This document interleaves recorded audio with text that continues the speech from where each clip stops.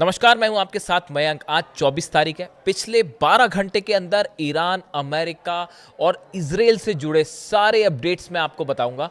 लेकिन एक बेहद अहम सवाल जिससे हम शुरुआत कर सकते हैं कि अगर अमेरिका और ईरान के बीच वाकई एमओयू पर बात आगे बढ़ रही है और हालात बेहतर हो रहे हैं, तो फिर ईरान ने अचानक एक बड़ी जंगी तैयारी क्यों शुरू कर दी है? क्यों डिफेंस सिस्टम्स फायर किए जा रहे हैं और बड़ी मिसाइल्स के टेस्ट हो रहे हैं? क्या ईरान इस बात को जानता है कि ये जो शांति दिखाई दे रही है ये आने वाले तूफान के पहले की शांति है और कुछ ही दिनों बाद एक बार फिर जंग छिड़ सकती है, एक बार फिर धोखा हो सकता है? आखिर क्या वजह है कि ईरान के बड़े कमांडर्स, ईरान की सेना इस बात की तैयारी में जुटी हुई है कि किसी भी वक्त हमला हो सकता है? इस पर हम डिटेल से बात करेंगे, लेकिन शुरुआत करते हैं इस वक्त की सबसे अहम खबर के साथ। देखिए, पिछले 24 घंटे के अंदर दो बेहद अहम बयान आए हैं और ईरान को सलाह देते हुए ये बयान आए हैं। देखिए, पहला बयान आया है नॉर्थ कोरिया के शासक किम जोंग उन की तरफ से और दूसरा बेहद अहम बयान आया है रूस के राष्ट्रपति व्लादिमीर पुतिन की तरफ से। और ये दोनों ही मानो ईरान के एटमी पावर को लेकर एक बेहद अहम और बड़ी बात कह रहे हैं। देखिए, सबसे पहले बात करते हैं हम किम जोंग उन की। नॉर्थ कोरिया के शासक किम जोंग उन ने एक प्रोग्राम के दौरान जिसमें वो मिलिट्री के अधिकारियों को संबोधित कर रहे थे, उसमें उन्होंने एक बेहद अहम बात कही। किम जोंग उन की तरफ से कहा गया कि पिछले चंद महीनों के अंदर ईरान को लेकर अमेरिका की जो पॉलिसी देखने को मिली, जो एग्रेशंस देखने को मिले, जंग देखने को मिली, उसके बाद नॉर्थ कोरिया ने बड़ा फैसला लिया है। नॉर्थ कोरिया ने अपने एटमी हथियारों को तेजी से बढ़ाना शुरू कर दिया है।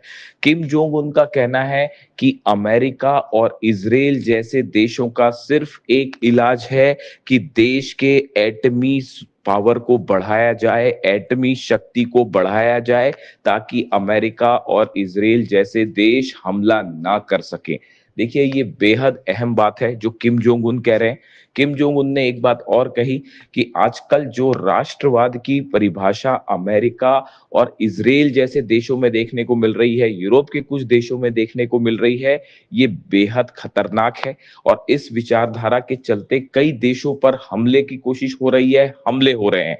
यही ईरान के साथ भी हुआ। जिस तरह से ईरान को निशाना बनाया गया, ऐसे हालात में किसी भी देश की सुरक्षा का सिर्फ एक रास्ता है, वो ये है कि न्यूक्लियर डिटरेंट हासिल किया जाए, एटमी शक्ति को बढ़ाया जाए, ताकि ऐसे देश हमला ना कर सके। किम जोंग उन का ये बयान इस ओर इशारा कर रहा है कि आने वाले चंद दिनों के अंदर नॉर्थ कोरिया की तरफ से अपने हथियारों के कार्यक्रम को, खास तौर पर एटमी हथियारों को तेजी से आगे बढ़ाया जाएगा।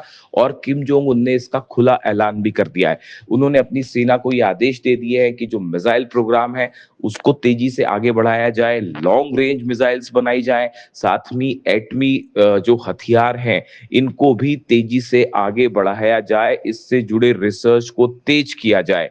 देखिए, ये बेहद अहम बयान है और एक प्रकार से इसे ईरान के लिए एक बड़ी सलाह माना जा रहा है। दूसरे शब्दों में किम जोंग उन ये कह रहे हैं कि ईरान को भी अपनी सुरक्षा के लिए एटमी पावर हासिल करना चाहिए, इसके अलावा और कोई चारा नहीं है और कोई रास्ता नहीं है। जब तक एटमी हथियार नहीं होंगे, जब तक न्यूक्लियर बॉम्ब नहीं होगा, तब तक हमले जारी रहेंगे, धोखा होता रहेगा।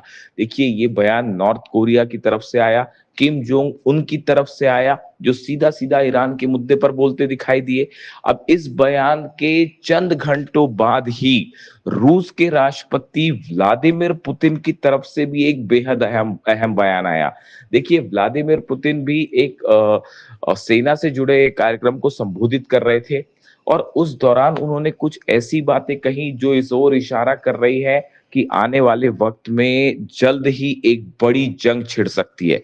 देखिए, उन्होंने कहा, वो नेटो देशों की तरफ इशारा करते हुए कह रहे थे। रूस की तरफ से ये कहा गया, पुतिन की तरफ से ये कहा गया कि ऐसा लग रहा है कि नेटो के देश, उन्होंने ट्रम्प का अमेरिका का नाम नहीं लिया, लेकिन उनके कहने का मतलब अमेरिका से भी था। ये सीधा हमला ट्रम्प पे माना जा रहा है। पुतिन ने कहा कि नेटो देश अब रूस के खिलाफ सीधे जंग की तैयारी कर रहे हैं। जिस तरह से पिछले चंद दिनों में हमले शुरू हुए रूस के ऊपर, रूस की 80 से 85 ऑयल रिफाइनरीज को निशाना बनाया गया। अब पुतिन का कहना है कि जिन हथियारों से हमले हो रहे हैं, रूस को जिस तरह से निशाना बनाया जा रहा है, ये नेटो देशों की, अमेरिका की साजिश है और नई जंग भड़काना चाहते हैं नेटो के देश। इसके साथ ही देखिए, पुतिन ने भी एक बेहद अहम बात कह डाली है। पुतिन ने ये कहा है कि रूस की सेना अपने एटमी हथियारों के रिसर्च को बढ़ाएगी, अपने एटमी हथियारों के जखीरे को मजबूत बनाएगी। देखिए, ये बात वही है जो किम जोंग उन कह रहे हैं, और किम जोंग उन के बयान के चंद घंटों के अंदर ही पुतिन का भी ये बयान आया, और पुतिन का भी कहना यही है। दूसरे शब्दों में पुतिन ये कहते दिखाई दे रहे हैं कि नेटो देशों के एग्रेशन के खिलाफ, अमेरिका के हमलों के खिलाफ अगर कोई सबसे अच्छी नीति है सुरक्षा की, तो वो नीति है एटमी हथियार बनाना, लॉन्ग रेंज मिसाइल्स होना। उनका ये कहना है, अगर किसी भी देश के पास मिसाइल्स हैं या फिर एटमी हथियार है, तो वो उस देश के लिए एक बड़े डेटरेंट का काम कर सकते हैं और दूसरे देश हमला नहीं कर पाएंगे। देखिए, जिस तरह से ईरान पर हमले हुए, ये कहा गया कि ईरान अपना न्यूक्लियर प्रोग्राम आगे बढ़ा रहा है, ईरान एटमी हथियार बना रहा है, जबकि ऐसा कुछ नहीं था। पूरी तरह से झूठी और बेसलेस बात थी, जिसके आधार पर ईरान पर लगातार हमले किए अमेरिका ने। लेकिन नतीजा सामने है, अमेरिका और इजराइल को इस जंग में मुंह की खानी पड़ी। अब हालात ये है कि अमेरिका के साथ एमओयू साइन हो चुका है और तमाम तरह की डील्स की बातें हो रही हैं, लेकिन ये डील साइन होने के पहले ही पटरी से उतरती दिखाई दे रही है और अहम मुद्दों पर कोई सहमति नहीं बन पा रही है। चाहे वह 12 अरब डॉलर की फ्रीज संपत्ति का मामला हो, चाहे 300 अरब के कंपनसेशन का मामला हो, जो नुकसान हुआ ईरान को उसकी भरपाई का मामला हो, इसके अलावा न्यूक्लियर इंस्पेक्शन को लेकर, न्यूक्लियर जो ठिकाने हैं ईरान के, वहां पर क्या आईएईए के इंस्पेक्टर जाएंगे, इसको लेकर भी अमेरिका और ईरान एकमत नहीं है और हालात बिगड़ते दिखाई दे रहे हैं।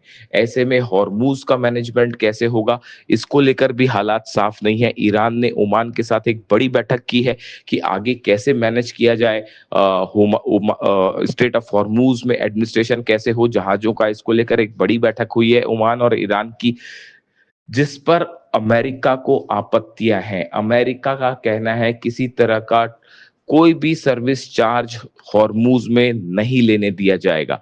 इस मुद्दे को लेकर भी अमेरिका और ईरान आमने सामने हैं।